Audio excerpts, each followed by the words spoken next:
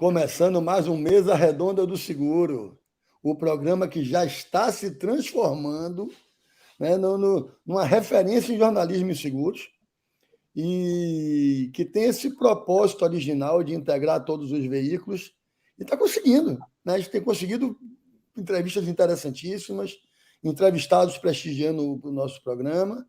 Hoje aqui o nosso amigo Jorge Nasser, da FENAPREV, e os colegas, né? Júlio Filho, da Seguros em Foco, Paulo Cato, fundador do programa com a gente, da revista Cobertura, Nicole Fraga, da revista Apólice, Emanuel Castro, do blog do Corretor, Tatiane Pina, da Seguro Total, e Sueli Santos, do CQ7. E Sueli, Jorge Nasser, está caprichada hoje, viu? Vamos ver o que ela vai trazer de pergunta. Vocês que estão nos assistindo, esse programa tem a seguinte metodologia. São convidados jornalistas de seis veículos, o mediador não faz pergunta, esses jornalistas escolhem, votam os participantes, e para esse mês de setembro, o escolhido foi Jorge Nasser. Jorge Nasser, presidente da Bradesco Seguro, Vida e Previdência, presidente da FENAPREV, uma liderança de longa jornada no setor, é aquele que me deu o primeiro empurrão para eu fazer o CQCS em Surtec Innovation. Estava num rooftop, né, fumando um charuto. Ele olhou para mim e falou assim: Gustavo, você tem que fazer isso. Isso aqui é o futuro do seu negócio. Já estamos indo agora, Jorge, para a nossa 4ª edição. Pessoal, hoje, o último dia para comprar por 1.300. Está virando o preço, hein? Não percam, 23 e 24 de novembro, o primeiro evento presencial do setor de seguros, com volume significativo de pessoas, mas só para quem tiver 100% imunizado. Quem, por acaso, comprou o ingresso e não estiver imunizado, a gente oferece ou transferir o valor para o ano que vem ou devolver, e de cortesia oferece a possibilidade de se participar remotamente, porque o evento vai ser híbrido. A partir de novembro, a gente começa a liberar as inscrições híbridas. E a gente tem aqui na nossa metodologia um sorteio, Jorge. Então, a gente tem, cada rodada, a gente tem um fluxo de jornalistas. E hoje quem vai abrir o programa é Nicole Fraga, da revista Apólice. Nicole, fala para a gente o que você tem para perguntar para a Jorge Nasser. Certo. Boa tarde para todos que estão nos assistindo. Boa tarde, Gustavo. Boa tarde para o nosso convidado. Nasser, o que eu queria saber de você primeiro, conforme a gente estava comentando, vários estudos e análises do mercado estão demonstrando que mais pessoas estão contratando plano de previdência, seguro de vida, e logo de cara eu queria te perguntar, o que as entidades e as seguradoras podem fazer para convencer cada vez mais pessoas a contratarem esses produtos? Nicole, boa tarde. Antes de mais nada, eu gostaria de aqui ressaltar, Gustavo, o grande prazer estar aqui com vocês hoje, né, destacar aqui tanto você, o Vitor, a Sueli, o Júlio, o Emanuel, o Paulo, a Nicole, né, e a Tatiane, pela oportunidade de estarmos falando um pouco sobre seguros, né? Nicole, o que você traz aqui, realmente, nós estamos percebendo que, no primeiro momento, nós tivemos um impacto muito grande em relação ao susto que foi o início de uma notícia de uma pandemia, né? E aí o mercado em si teve um grande desafio, né? Primeiro, como levar as nossas seguradoras, as nossas empresas, isso aconteceu no mundo todo, levarmos para dentro das nossas casas e continuar desempenhando a nossa função, atendendo a tempo e a hora os nossos segurados, dando conforto e segurança para essas pessoas que mais do que nunca precisavam dessa mão estendida do mercado segurador, né? O que nós percebemos no primeiro momento, houve um impacto, né? Um impacto em número de resgates em planos de previdência, em suspensão de pagamentos de outros planos corporativos, né? E logo em seguida, agora, nos dados que nós temos até julho, já percebemos o mercado voltando, que denota a resiliência do nosso mercado, né, tanto no seguro de pessoas, que apresentou um crescimento de 15% em prêmios diretos, no mercado de previdência, 7,2% do crescimento em ativos. Então, isso mostrou, de fato, que o mercado respondeu na hora que era necessário e conseguiu retomar, então, essa caminhada de crescimento sustentável no Brasil. Quando você pergunta o que é preciso, eu acho que continua o mesmo desafio do início.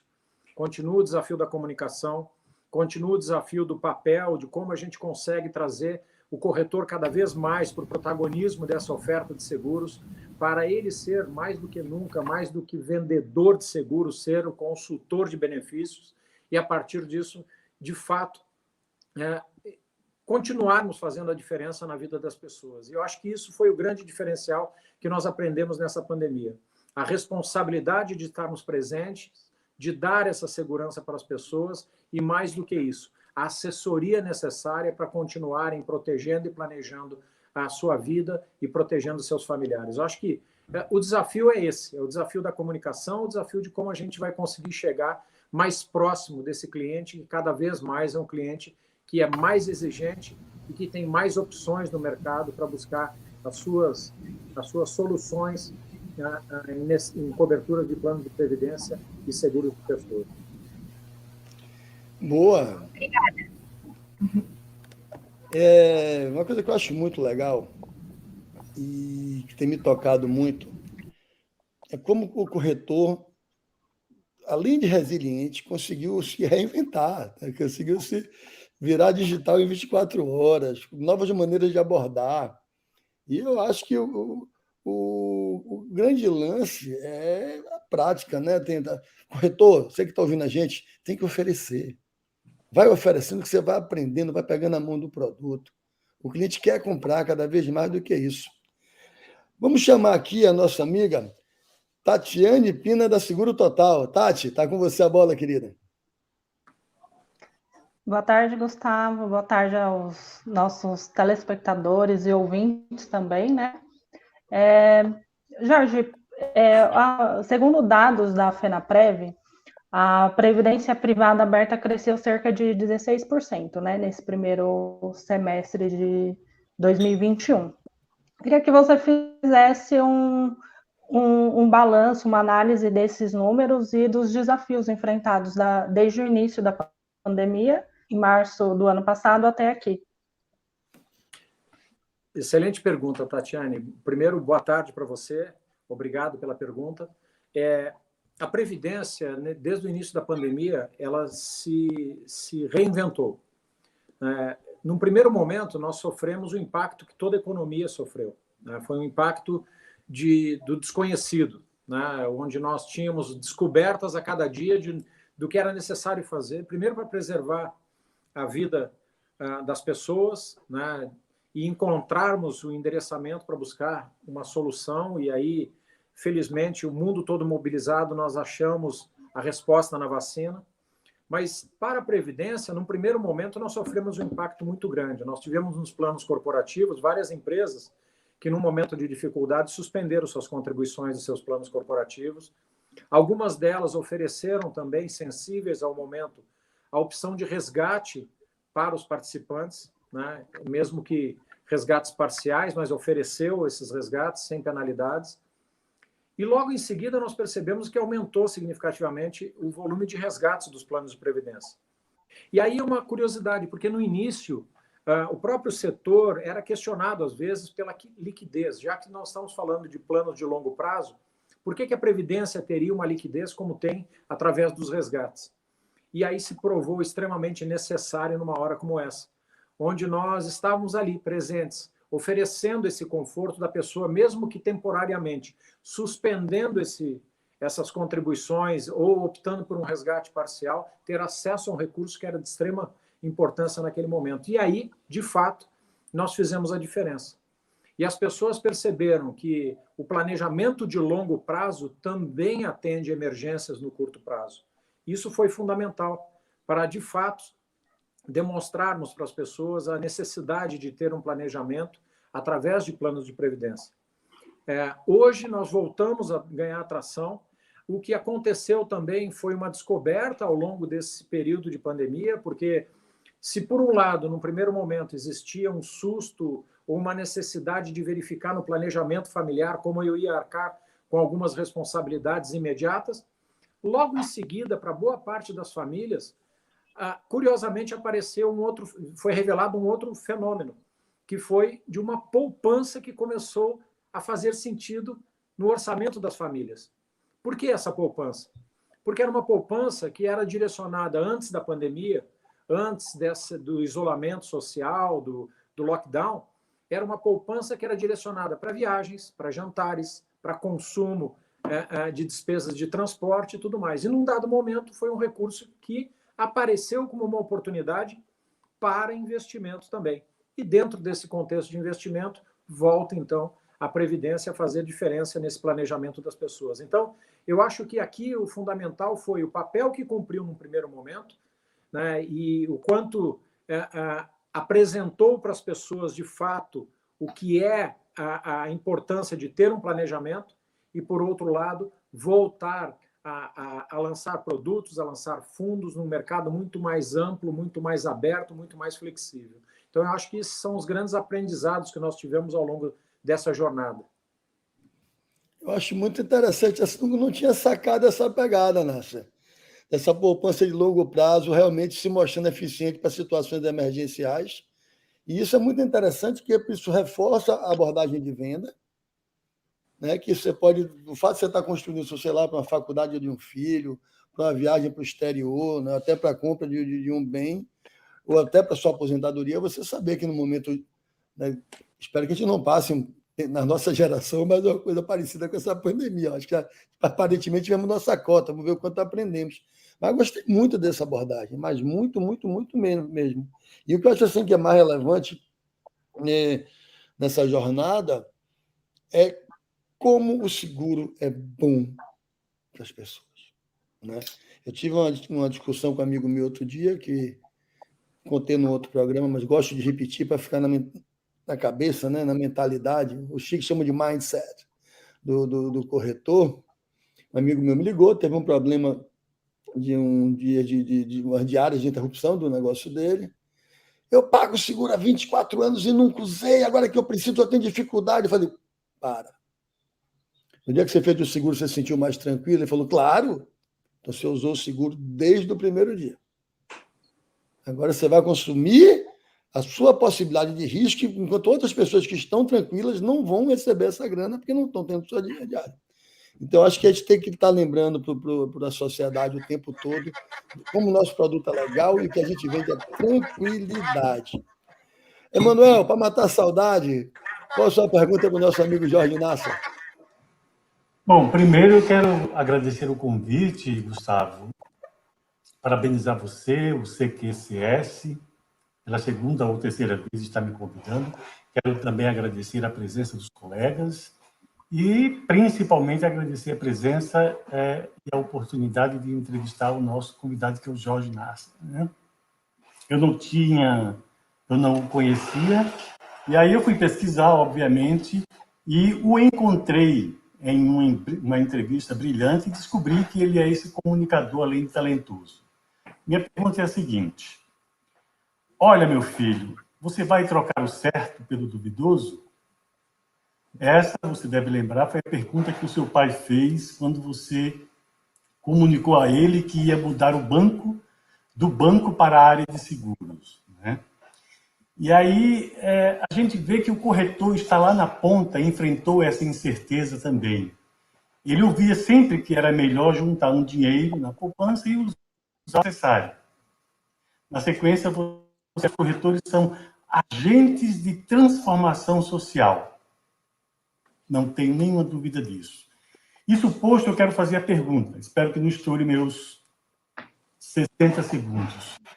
Em que pese a impressão que a Bradesco Seguro é a companhia mais descolada do canal de vendas, eu pergunto o que o comercial da Bradesco está fazendo na prática para aproximar, cativar e valorizar ainda mais o corretor.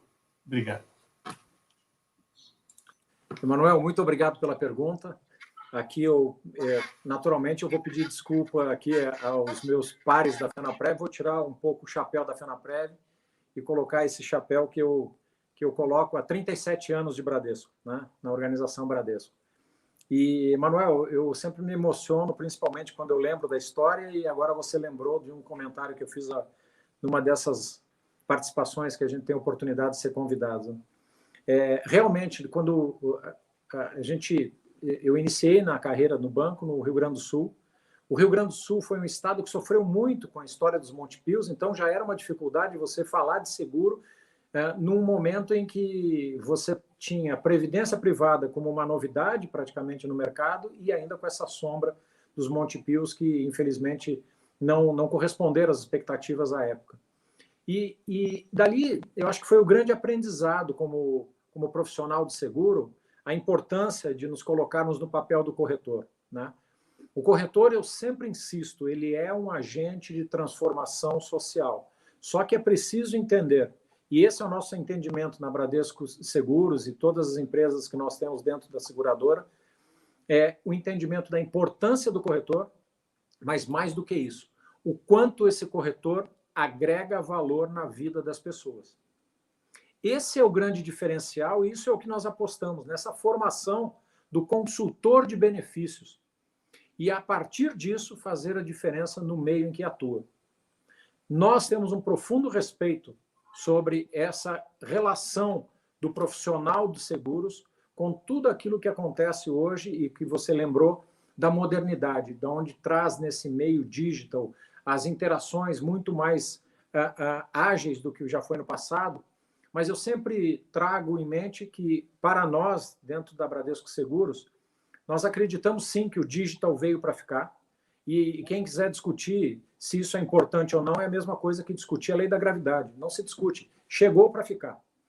Mas, por um lado, nós acreditamos que o digital ele é para atender, para conveniência do cliente, do segurado, e para aquelas interações que não necessitam de mais profundidade em análise. Um extrato, um saldo ou qualquer outro tipo de serviço que seja necessário. Isso o digital cumpre um papel fundamental. Mas nós acreditamos na Bradesco Seguros no principal diferencial do ser humano, que é ser gregário, do contato humano, do relacionamento. Por isso nós acreditamos que nós somos e sempre seremos analógicos no relacionamento. E aí o corretor é peça-chave, é centro da nossa estratégia, de como chegarmos até o cliente. Mais do que nunca no mercado em que se fala de Open Banking, Open Insurance. Isso é o papel do corretor, de ter o cliente ao seu lado, fazendo diferença na vida desse cliente e, a partir disso, criar esse vínculo, criar essa relação de confiança. E é isso que nós investimos dioturnamente na Bradesco Seguros, de ter esse corretor como peça de responsabilidade por representar os nossos produtos, mas mais do que isso, representar o cliente para trazer suas novas demandas e trazer, de fato, esse desafio de inovar sempre na relação com os nossos clientes. Eu adoro quando esse assunto vem à tona, Nasser. Quero deixar aqui um abraço, meu grande amigo Elinho Apípari Júnior, que está aqui sempre prestigiando os nossos programas. João Lopes, Jorge Clapp, Maiara, Marcela Rodrigues, Adriana Ferreira e o nosso grande amigo Léo, né, que está sempre com a gente aqui, podendo fazer... Só um minutinho. E o nosso amigo Leonardo Freitas, que é o rei do comercial da Bradesco Seguros. E eu estou nessa indústria há 34 anos. O CQCS completa 20 agora em outubro. E eu, desde que comecei a trabalhar com inovação, a Bradesco sempre apostou primeiro na gente. E a Bradesco é uma companhia que lançou um programa para ter corretor nas suas agências, achando que ia ser mais uma no mercado, que ia ser a pioneira, e hoje ela é a única que tem dentro da sua rede. Por que eu gosto de lembrar isso, gente? Às vezes tem um corretor que estava na rede, saiu, porque não produziu, ou porque, por acaso, né, os seus objetivos foram para longe. Mas o único banco que continua deixando suas agências à disposição para que os corretores possam vender seguros dentro das regras do contrato, dentro do que está combinado. Então, eu acho, Jorge Nasser, que, por favor, sigam dessa forma. Muitas famílias, milhares de famílias têm o seu sustento a partir da marca Bradesco, reforçando a atuação de corretor. Então, meu irmão já trabalhou com isso durante muitos anos, foi muito valioso para ele. Então, acho que esse valor do corretor está garantido nessa estratégia que é mantida, é ajustada no decorrer dos tempos, mas está sempre mantida e é a única existente dentro do grupo. Parabéns mesmo. Sussu, é você agora, Sussu. Sueli. Olá, gente. Boa tarde, gente. Obrigada mais uma vez pela oportunidade e agradecer especialmente ao Nasser por ter aceito o nosso convite de ser o entrevistado de hoje. Nasser, eu queria retomar um pouco a sua primeira resposta que você falou sobre comunicação. A impressão que a gente tem, e talvez você concorde, enfim, é que apesar da importância econômica e social que o seguro tem, o mercado parece ser tímido em contar isso, em contar sobre as ações, sobre o valor que devolve para a sociedade no pagamento das indenizações. A gente vê, às vezes, algumas ações pontuais de algumas empresas. E aí eu queria perguntar o seguinte: você acha que essa falta de comunicação, ela dificulta que a sociedade veja e entenda a importância do seguro? E uma segundinha pergunta: por que o mercado de seguros é tão discreto em dizer da sua atuação? Sueli, essa pergunta vale milhões aí nessa relação de décadas do mercado segurador com seus clientes, seus segurados, né? Eu sou suspeito em falar de comunicação e da necessidade da comunicação porque eu, durante 27 anos, atuei na área de comunicação, então, para mim, é muito cara essa obrigação de todos nós de levar conhecimento para as pessoas através da comunicação, né?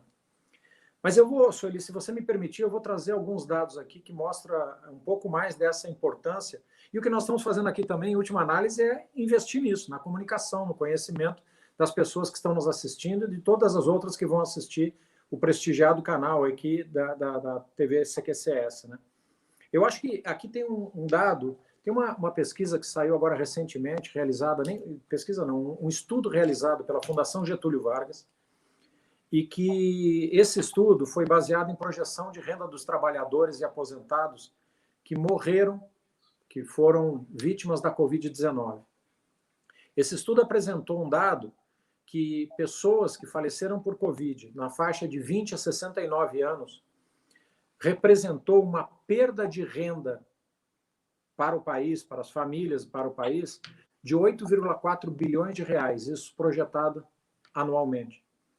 E já as pessoas acima de 70 anos, e no caso do estudo, aposentados, perderam à sociedade 6 bilhões de reais. Então, o que nós estamos falando? Somente no aspecto financeiro, a sociedade perdeu 15 bilhões de reais ano pelas vítimas da Covid.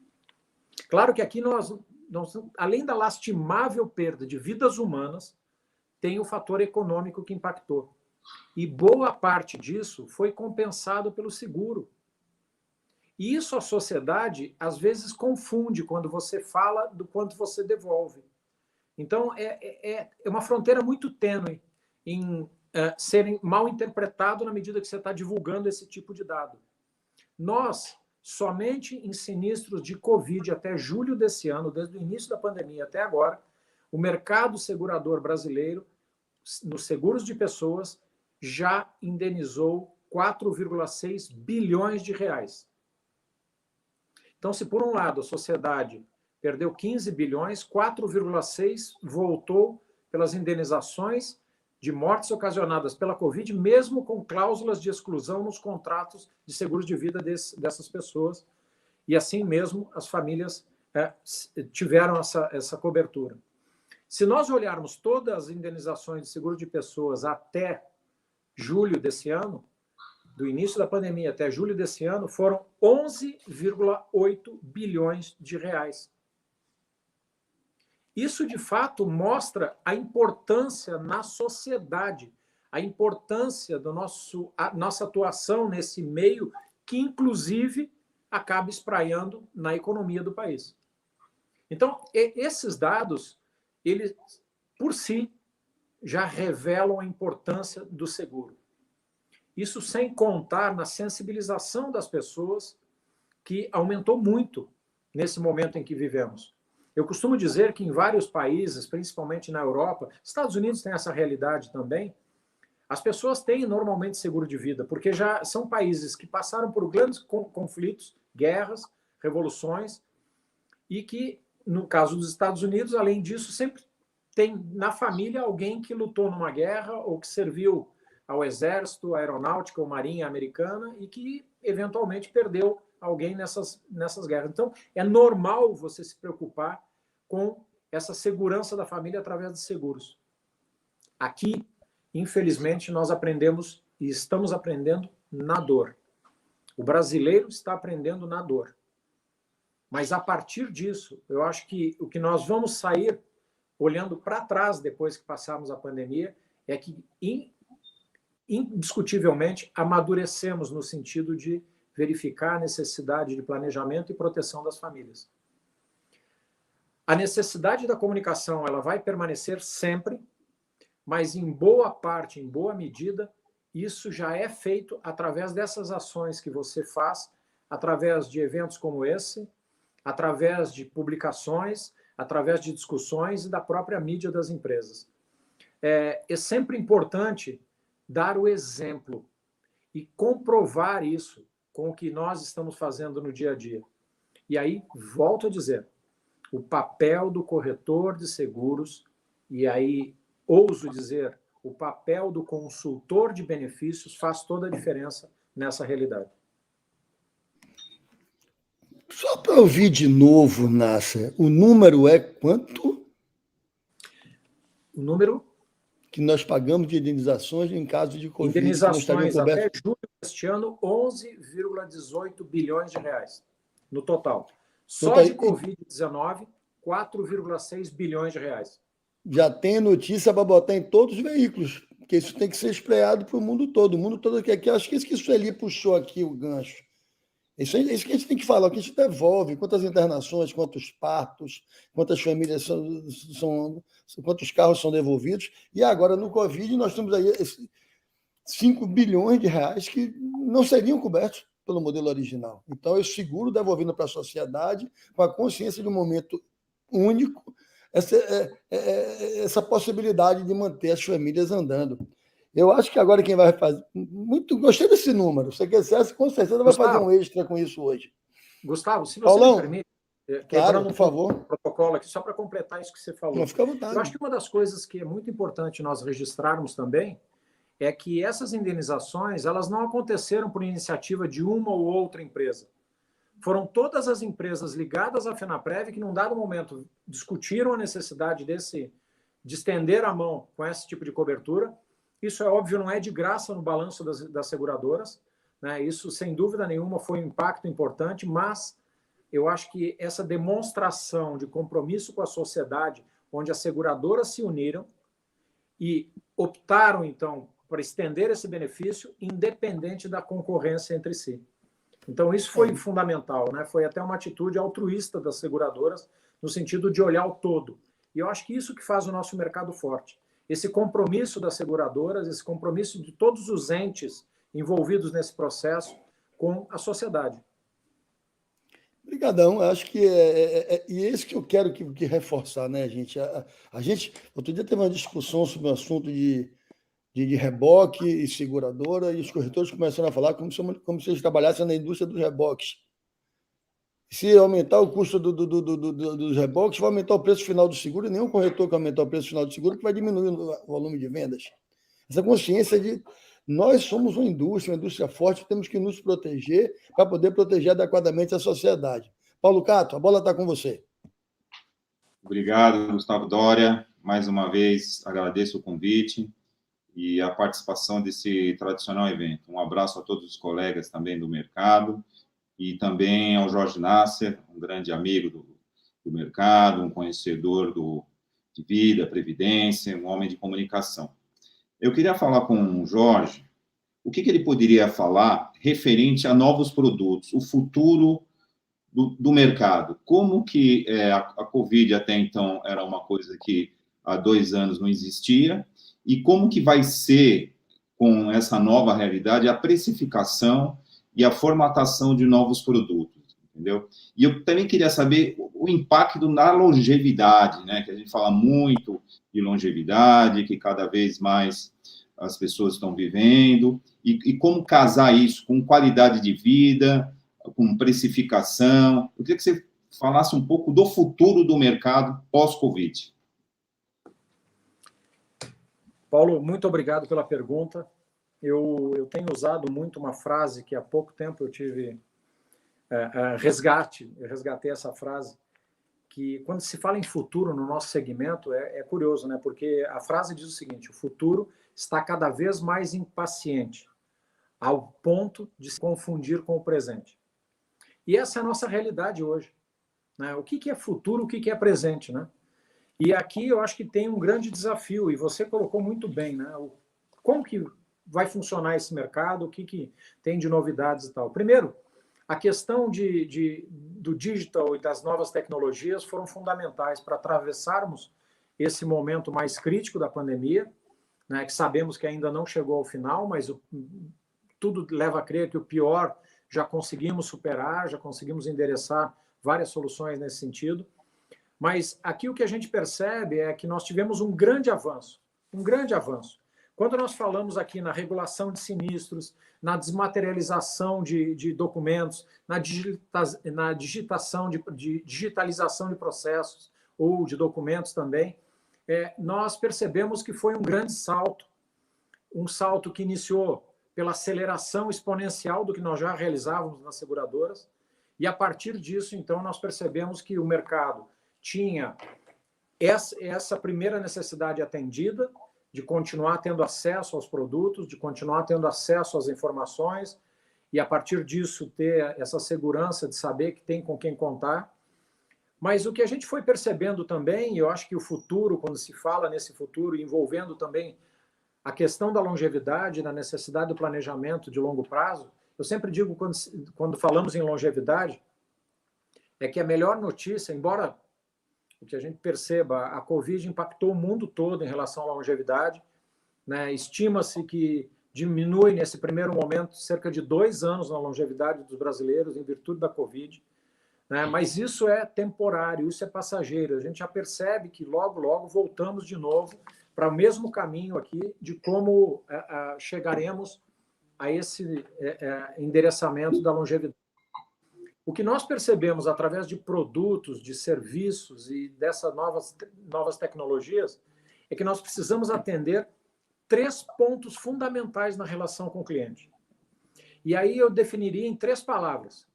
A primeira delas é relevância. A segunda delas é conveniência.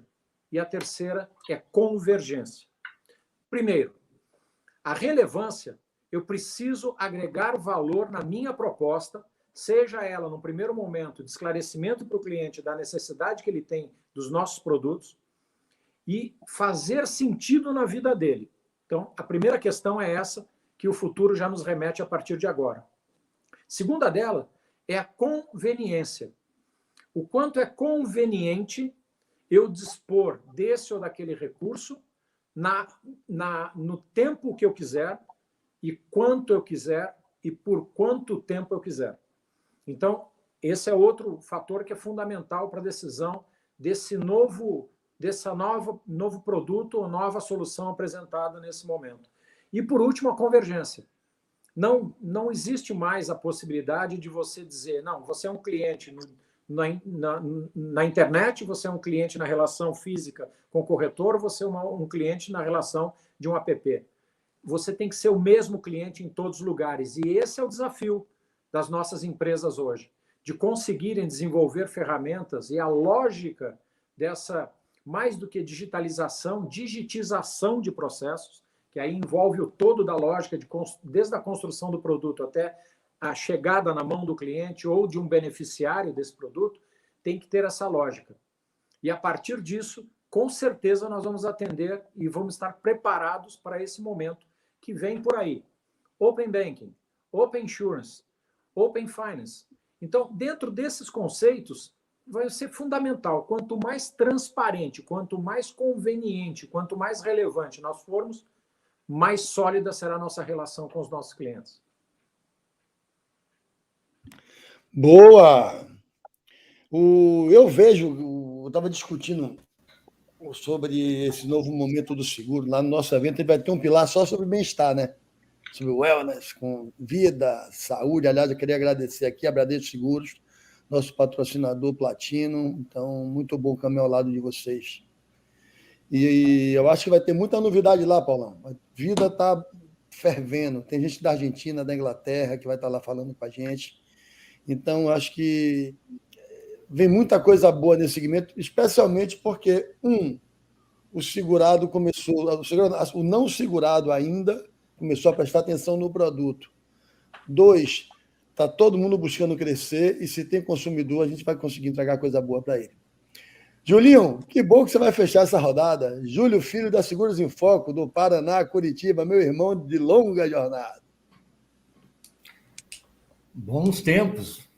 Seguinte, em primeiro lugar, eu quero agradecer, Gustavo, o convite novamente para participar do Mesa Redonda. Cumprimentar todos os meus jornalistas, os meus colegas jornalistas, e dizer que é um prazer poder entrevistar um profissional do gabarito do Jorge Nasser. Nasser, o ano passado, com o advento da pandemia, a gente via que tinha muita preocupação em vários eventos que a gente acompanhou, de uma preocupação com o excesso de judicialização do mercado e também com o excesso de projeto de lei que tramitava nas casas legislativas. Esse medo ainda continua? Essa preocupação persiste? Bom, primeiro, Júlio, muito obrigado pela pergunta. É um prazer te rever. A judicialização é um fato que é do nosso dia a dia, infelizmente. Persiste, sim.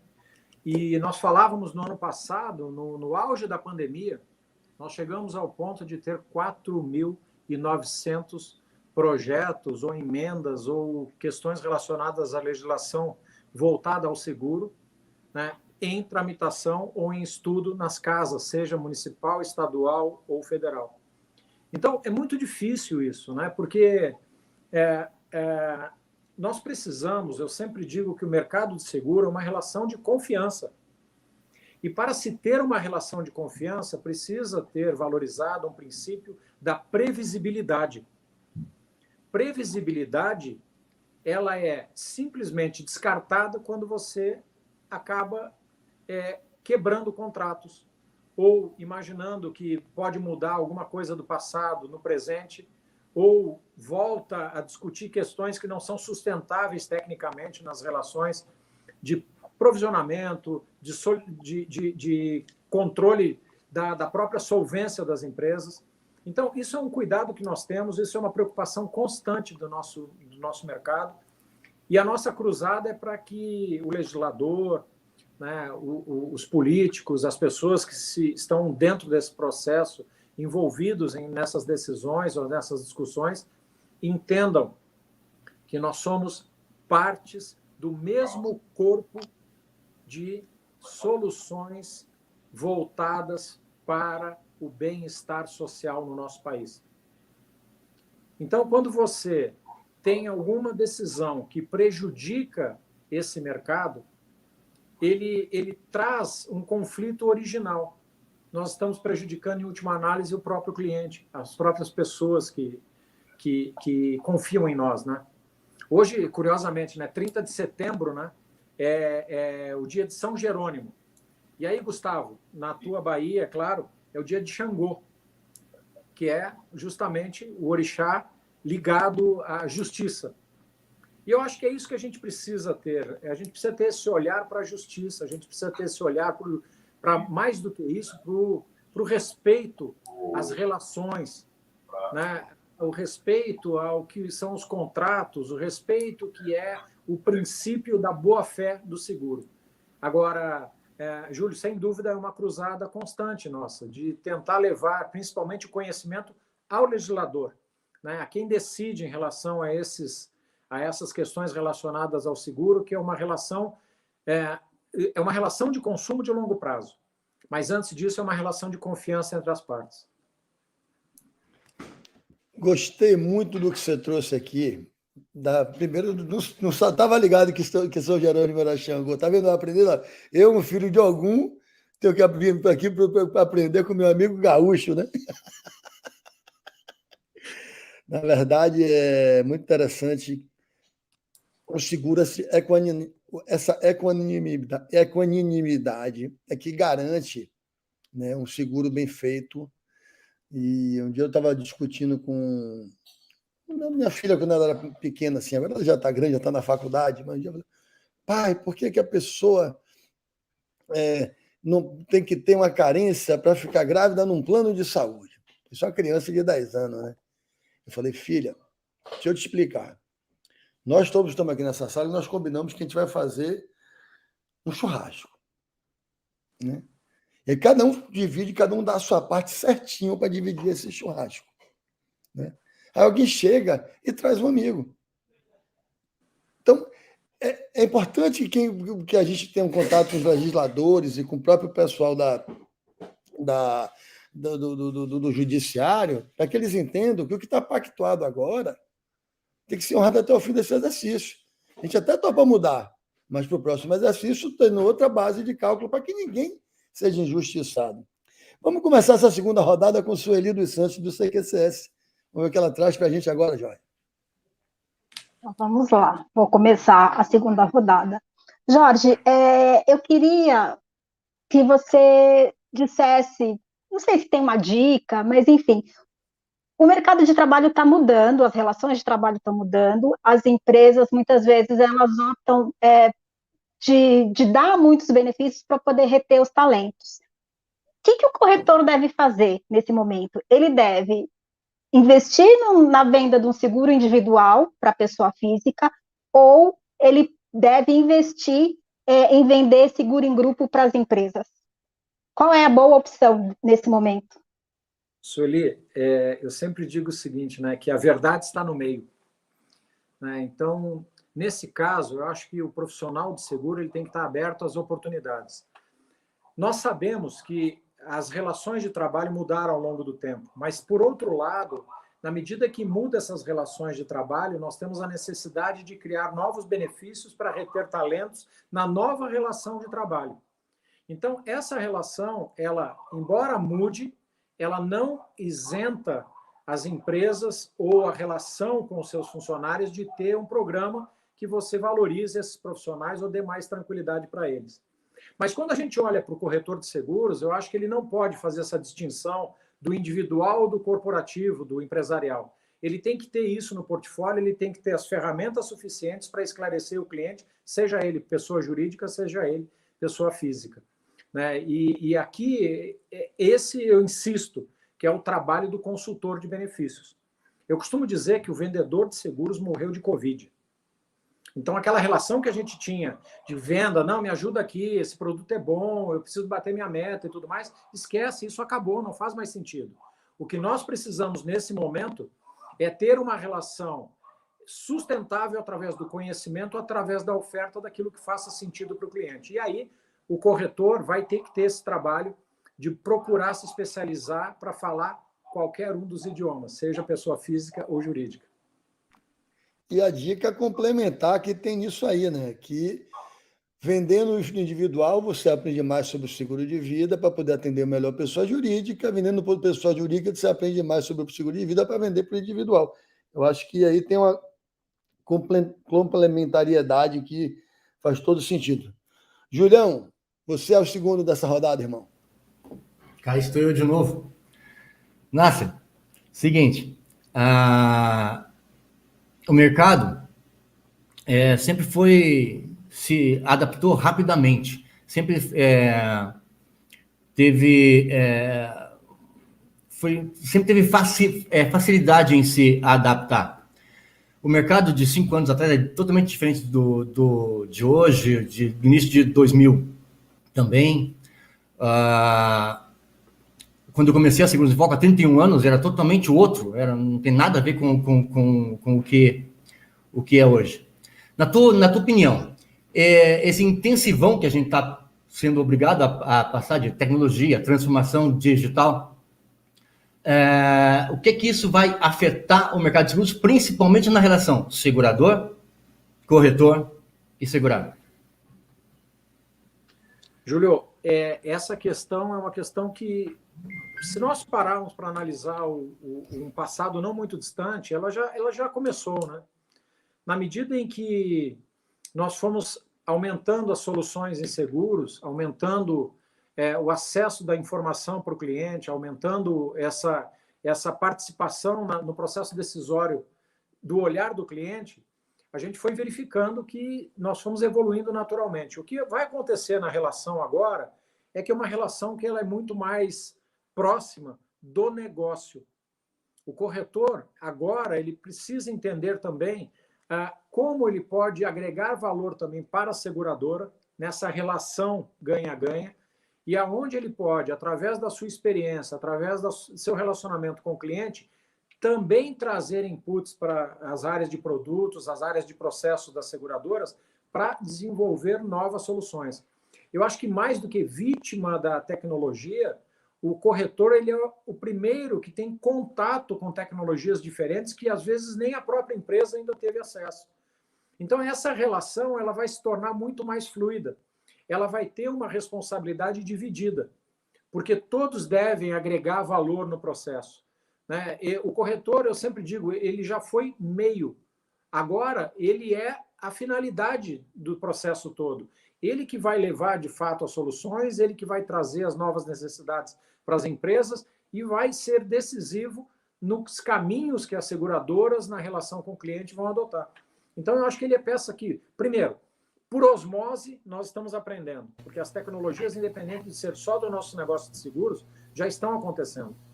Há pouco tempo atrás, você não imaginava comprar por delivery no volume que nós compramos hoje, comprar um seguro num app, você ter o contato de carros entregues por delivery na hora de fazer a escolha de um carro novo. Então, uma série de ferramentas ou de soluções foram surgindo e, sem perceber, você foi tomando a pé da situação, fazendo parte desse cenário. Né? Nós temos uma realidade que é muito clara para todos nós. O acesso a filmes ou séries por streaming. Pô, nós somos de uma geração que buscávamos vídeo, né? A fita VHS numa locadora. Foi desenvolvendo essa tecnologia ao ponto que hoje é a coisa mais natural do mundo você acessar qualquer um desses streamings para buscar a série ou o teu entretenimento que você acha que deve ser adequado para você naquele momento, on demand, que é outra coisa. Nós precisamos atender o cliente no tempo dele, não no nosso. Então, eu acho que isso naturalmente vai acontecer, mas é preciso estar atento e buscar conhecimento, ser curioso, inquieto. Esse é o novo profissional do nosso mundo de seguro. Eu gostei muito do que você trouxe aqui, Nassa, que casa muito com o que está acontecendo no mundo inteiro. Né? Eu estou aqui, como eu falei para vocês mais cedo, estou aqui na Califórnia. Aqui, se por acaso eu tenho algum barulho aqui, estou na casa que tem 4 surfistas de 20 anos aqui, voltando da praia, então peço desculpa aí, mas Rosinha, a tia deles, me ofereceu essa internet, então só posso agradecer. E o papo aqui agora, ano passado, o papo era o corretor biônico. Né? O corretor que usa as ferramentas. A maioria da galera aqui não pegou o homem de $6 milhões, mas eu acho que eu, você, Paulo, Emanuel, pegamos. A Júlia acho que pegou também. Então, mas hoje o que rola agora é a vitória da distribuição. As grandes marcas, Lemonade, Metromile e todos os afins que captaram bilhões, centenas de milhões, apostando no fim do corretor de seguros, né? Ele, na verdade, foram obrigados com a pandemia a criar... Foram obrigados, não, resolveram testar um núcleo de corretores e agentes. Nessas 3 marcas, no primeiro quarto, que eles chamam aqui, primeiro trimestre, esses núcleos foram que tiveram o melhor resultado em volume de vendas e em qualidade. Então, eu acho que isso casa muito com o que a gente está vivendo. Né? A gente está aqui atento ao que a gente tem para oferecer para a sociedade e o corretor está sempre ágil, está sempre testando novas tecnologias. Nicole, é com você, querida. Então, Nasser, atualmente o clima está muito em foco, né? Visto a crise hídrica que a gente está passando aqui no Brasil, as ondas excessivas de calor que aconteceram recentemente nos Estados Unidos e no Canadá. E algumas seguradoras elas estão oferecendo fundos de previdência com temática ESG. Queria saber, você acredita que nos próximos anos haverá uma tendência das empresas mudarem todo o portfólio para disponibilizarem produtos mais sustentáveis? Nicole, que bacana você trazer essa questão, viu? A questão da responsabilidade socioambiental, a responsabilidade de governança, a responsabilidade nas relações no meio em que estamos atuando, ela é hoje o ticket de entrada para essa nova arena competitiva. Não vale fazer negócio a qualquer preço. Isso o mercado, o consumidor, as empresas mesmo já apontam para um caminho que é necessário revisitarmos tudo aquilo que até pouco tempo era natural na sociedade. Hoje não se permite mais. Então, a tendência natural é que as empresas façam, e o consumidor vai fazer, uma seleção natural de quem, de fato, age de acordo com aquilo que diz. Não basta mais ter um discurso de sua ligação é muito importante para nós. Não, você precisa atender a tempo e a hora o cliente. Ponto. Não importa se você tem alguma relação de intenção de alguma coisa de melhoria. Prove que você está fazendo diferença no meio em que você atua de forma responsável. E aí, inclusivo, você tem que ser sustentável, você tem que ter um olhar para o futuro, para a responsabilidade de todos os entes que você interage nessa relação de consumo. Então, isso, sem dúvida nenhuma, veio para ficar. Nós, a cada dia, vemos que as pessoas estão valorizando isso. Claro que tem uma questão cultural, onde as pessoas vão evoluir, as pessoas vão ter mais noção do que representa isso, mas para os negócios, para os investimentos das empresas, vai fazer toda a diferença. Então, é preciso estar atento para uma nova realidade que nós somos responsáveis por esse amanhã que nós estamos plantando hoje. E aí, a nossa geração, ela acabou sendo a responsável por... Antes da pandemia já tinha esse legado de uma visão mais plural, um mundo mais conectado, né? Eu acho que o fato de a gente ficar dentro de casa trancado um ano e meio, deu para a gente a consciência da importância do espaço, de onde a gente está, mudar a nossa relação de consumo. Então, acho que tudo isso é muito um legado bonito que a gente está deixando para o futuro do seguro. Eu estava brincando outro dia com o Murilo e falando, pô, que bom que a gente está deixando um legado com qualidade, né? A gente melhorou o mercado do que a gente pegou. Você falou que tem 30 e poucos anos de seguro. Eu comecei a fazer seguro, o cara segurava um Opala, batia, quando eu recebia um Chevette. Era um caos, certo? Então, acho que ele está entregando uma indústria muito melhor. E agora, quem vai falar para a gente é Manuel. Você de novo, querido amigo. Gustavo. Espera aí, por favor, venha, Nassi. Sou eu para quebrar o protocolo aqui, mas acho que a Nicole levantou a mão, deve estar faltando alguma coisa na minha resposta aqui. Isso. Não, queria só que você comentasse rapidinho, Nasser, como que a Bradesco Seguros está ligada a essa temática ESG? Se você puder comentar rapidamente. Nós temos mais do que projetos, nós temos ações efetivas já nesse sentido. Só na empresa que eu represento, nós já lançamos fundos de previdência também com esse olhar do ESG e mais ações que nós temos já de desenvolvimento interno, de frentes específicas que têm responsáveis com diretorias, comitês que trabalham nesse sentido. Isso, para o Bradesco, é um compromisso que vem muito antes, né, de muitas ações que nós estamos vendo agora. Né? Isso está na própria DNA da empresa. Então, sem dúvida, é uma questão que é pauta diária das nossas atividades e, mais do que isso, nós temos o compromisso de levar até o cliente esse entendimento aqui do quanto é importante ter uma relação sustentável no meio em que atuamos. Obrigada, gente. Obrigado, Nicole. Manuel, obrigado, Nasser, por ter ajudado o mediador. Desculpe, Nicole, por não ver que você levantou o dedo. Não, imagina. Manuel, a bola está com você, querido.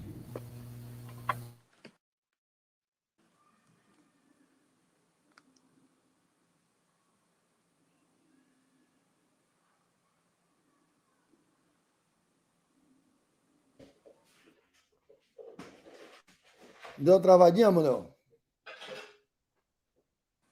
Então, vamos fazer o seguinte, vamos passar para o próximo da fila aqui, deixa eu ver quem está aqui na frente para a gente. É você, Paulo? Deixa eu ver aqui. Perdi o mapa na mão, estava aqui fazendo outra coisa. Agora vem.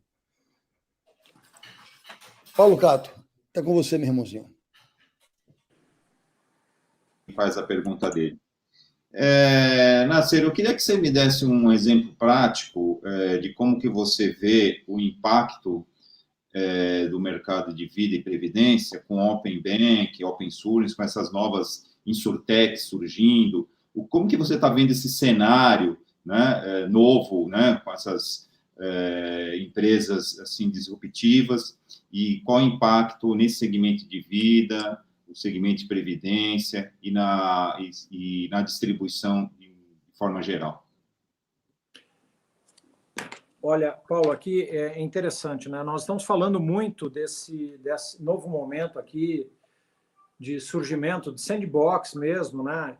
E uma série de questões onde nós percebemos qual é a principal intenção até do próprio regulador com isso, ou do mercado em si com isso, né? É abrir mais possibilidades para o cliente. Isso, indiscutivelmente, vai ser bom, vai ser um ganho importante, né?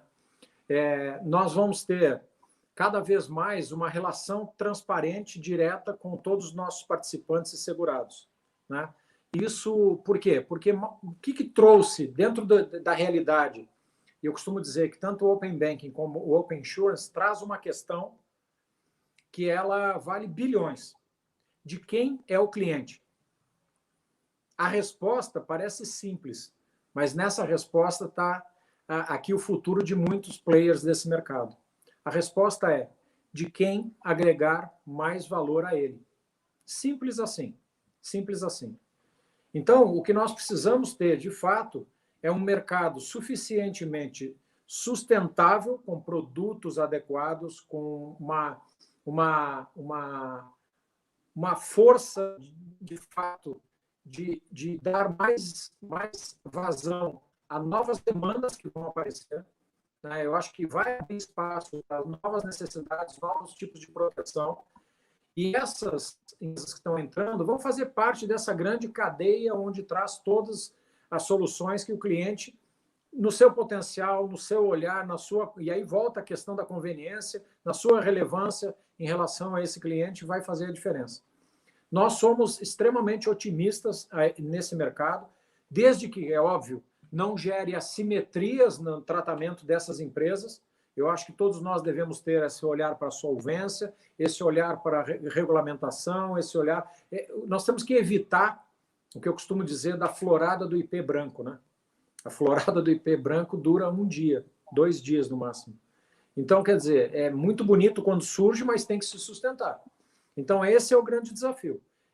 Mais do que modismo, essa abertura para novas soluções e novos modelos de empresas, ele é extremamente bem-vindo, mas precisa ter essa simetria, essa responsabilidade em solvência, governança e a responsabilidade na relação com o cliente. Emanuel, a bola voltou para você. Poxa vida, ainda bem, né? Bem na hora. Nasser, é o seguinte, amanhã é dia 30, você lembrou bem, dia da justiça, né, de Ogum, e nós estamos precisando tanto de justiça e de verdade, né? Tudo isso está em crise. Mas a partir de amanhã, 1º de outubro, eu cansei, desculpa, é que eu fui levar a chave para o jardineiro e aí eu subi as escadas correndo. Desculpe. Foi bem na hora que a ligação caiu. Mas, enfim, podia tomar água. A confirmação do vínculo empregatício, a partir de amanhã, será apenas pela carteira de trabalho digital. Eu até peço licença e peço que você tire o chapéu novamente da FENAPREV, porque a pergunta é sobre o corretor e sobre a Bradesco. Mas eu sei que você pode tirá-lo momentaneamente. Então, repetindo, refazendo a pergunta, a partir de amanhã, 1º de outubro, a confirmação do vínculo empregatício será apenas pela carteira de trabalho digital. Isso é uma prova de que a Bradesco mergulhou no mundo digital, nesse universo, e que não tem mais volta. Tudo indica que, mesmo assim, Jorge, a seguradora continuará necessitando da figura do corretor. Isso você já deixou bem claro em outras entrevistas e está enfatizando nessa.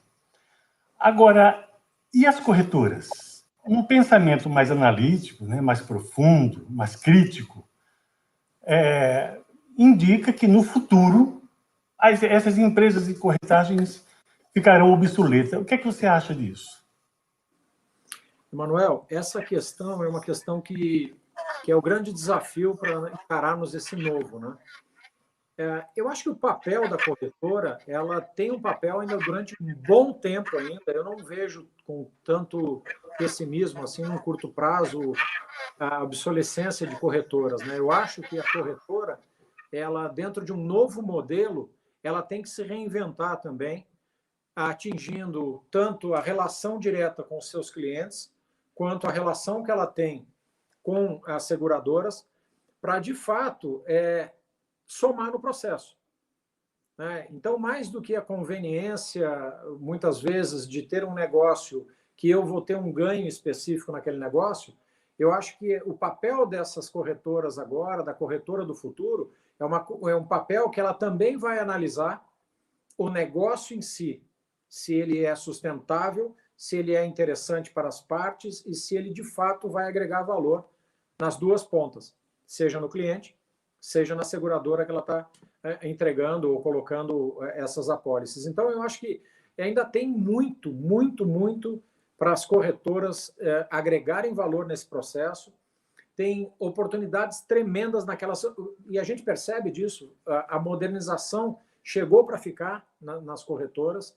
Né? Você percebe que usam novas ferramentas, analisam de uma forma muito mais criteriosa a sua base de clientes, né? Usando princípios já de CRM, de Business Intelligence, de Analytics, dentro dessas bases que eles já possuem, e eu acho que isso é um papel fundamental. Isso é o que vai dar, de fato, força para o mercado, através dos pilares que nós temos, de todos os entes desse mercado, continuar avançando. Ainda tem um mundo para avançar dentro da conscientização do brasileiro para a necessidade da proteção e da segurança. E as corretoras têm um papel fundamental nessa relação. Eu adoro quando esse assunto vem à tona, sabe, Emanuel? Porque eu não tive como nasce. Eu estava num banco e vim para seguro na raça. Não foi uma opção, né? Eu era do Banco Econômico, eu tinha 86, eu tinha 23 anos de idade. Eu quis sair do banco, me foi dada uma oportunidade de trabalhar na FEL Corretora, que era uma corretora incrível que atendia contas internacionais, Odebrecht, colocava resseguro, a galera estudava no London College. Eu não quis, porque seguro não era digno da minha pessoa. Aí, um dia o vice-presidente do banco, o doutor Rivaldo Guimarães, falou assim: quem é que está vendendo bem aqui? Ah, não, tem o Gustavo Dória ali na mesa de operações que botou vigilante para vender CDB. Chama esse cara. O doutor Rivaldo era grande, sabe? Grande, em litragem, sabe? E era bravo, aquele cara que você entrava na sala dava aquele frio na barriga. Pois não, doutor Rivaldo. Ele falou assim: você agora é o superintendente de seguros aqui da sucursal Bahia. Eu falei: mas doutor Rivaldo, seguros. Meu filho, preste atenção. Tem o presidente do banco, tem eu e tem você. Um cara de 23 anos, você é terceiro escalão, do sexto maior banco da América Latina, você não pode perder uma chance dessa. Então, foi obrigado mesmo. Se eu não fosse isso, eu ia ser botado para fora do banco. Lá fui eu para seguros. E, naquela época, era uma corretora de banco que diziam que o corretor de banco ia acabar com o corretor de seguros. 3 anos, saí do banco, montei minha corretora. E de lá para cá, Emanuel, o banco não acabou com o corretor. Ou o corretor diminuiu muito a venda em banco, ou o banco que coloca o corretor dentro, como é o Bradesco, se beneficiou disso. Então, o corretor foi o artífice desse modelo. O conheceu o telemarketing, o pessoal que não sei quem mais antigo lembra, da American Home. O corretor venceu a internet, os comparadores, e a gente continua bombando. Agora, eu acabei de falar no começo, a Lemonade, que era o maior crítico da intermediação. Né? Então, eu também estou com o Jorge Nassi e vejo uma seara enorme. Né? O que é muito bom para o CQCS e o que é bom para os nossos veículos. Por quê? Porque a gente consegue movimentar o nosso setor com isso. Rapaz, eu te falei, Nassi, que o pessoal fazia uma pergunta boa, eu te disse. E vamos ter agora Tatiane Pina, da Seguro Total, vai fechar o nosso programa. Sim. Jorge, nesse primeiro semestre foi registrado um crescimento, né, na busca pelo seguro de vida. A gente sabe que a pandemia potencializou, né, essa procura, mas eu queria que você apontasse fatores além da pandemia que potencializou esse crescimento. Tatiane, excelente pergunta, viu? Porque tem uma descoberta que eu acho que foi logo nesse primeiro semestre aqui que nós trouxemos como um diferencial do que aconteceu aqui nos planos de risco, nos seguros de pessoas, né? Eu acho que a grande descoberta aqui de todo o mercado foi que nós não vendemos seguros de morte. Nós temos seguros de vida. E com isso foi revelado uma série de benefícios que fazem a diferença na vida das pessoas através do seguro de pessoas. Seja uma proteção através de um prestamista, seja através de uma proteção de uma invalidez, de uma perda de renda, de um seguro que tenha assistência funeral, de ter questões relacionadas. Nós temos até seguro PET dentro dos seguros de pessoas. Então, quer dizer, eu acho que aqui foi um momento em que a sociedade e as empresas passaram a mostrar isso, que mais do que apenas o seguro de morte, o seguro de pessoas traz uma série de soluções para as pessoas, de fato, terem coberturas. Doenças graves, por exemplo, cresceu 25% nesse primeiro semestre. Né? E aqui nós temos dados como o vida individual cresceu, sim, 31%. Né? 28% cresceu o funeral. Na parte de prestamista, 14%. E assim sucessivamente. Então, eu acho que quando se tem um mercado que ainda tem muito que crescer, como é o mercado brasileiro, eu acho que o que a gente percebe é a maturidade maior das empresas na oferta de produtos, que isso foi muito rapidamente foi apresentado, mas o fundamental é que nós passamos a oferecer produtos que de fato agregam valor no curto espaço de tempo para os participantes. Porque se por um lado eu sei que eu tenho um planejamento através de um plano de previdência e que posso, numa emergência, usar o resgate, num seguro de pessoas eu tenho, ok, a cobertura por morte, mas também posso agregar proteção para doença grave, proteção para invalidez, proteção de renda e assim sucessivamente. Então, eu acho que o que trouxe aqui foi um cenário onde você passou a apresentar muito mais soluções. Né? E aqui eu vou voltar um pouquinho até na resposta que eu dei para o Emanuel, e o Gustavo provocou um pouco nisso, se me permite, Tatiane, que é o seguinte: a gente sempre tem a tendência de ser binário na inovação ou nas mudanças. Né? Então, a cada mudança, normalmente o ser humano é binário. Né? Então, a partir de agora acabou tal coisa, porque apareceu tal coisa. E a nossa história mostra, né? Nós somos de gerações aqui que fomos a geração do jornal, e aí quando surge o rádio ia acabar, né? Na medida que o rádio cresceu e tudo mais, ia acabar. Aí vai entrar na nossa geração na medida que vem a internet aí, né? Mas vamos lá. Jornal, quando surge o rádio, o jornal acabaria. Quando surge a TV, o rádio acabaria. Quando surge a internet, a TV acabaria. Quando surgem as plataformas, acaba todo o resto. Então, quer dizer, não é binária essa relação. Né? Então, a gente tem espaço, sim, para conviver enquanto agregarmos valor. Então, por que ainda existe o jornal? Porque continua agregando valor. Por que existe a rádio? Por que existe o rádio? Porque continua agregando valor. A TV também, a internet mais do que nunca. E as plataformas chegaram para agregar valor também nisso. Então, acho que esse ecossistema, ele traz a oportunidade de aumentar a nossa oferta, aumentar o nosso valor para a relação dos clientes através dos novos benefícios que a pandemia revelou ao longo do tempo.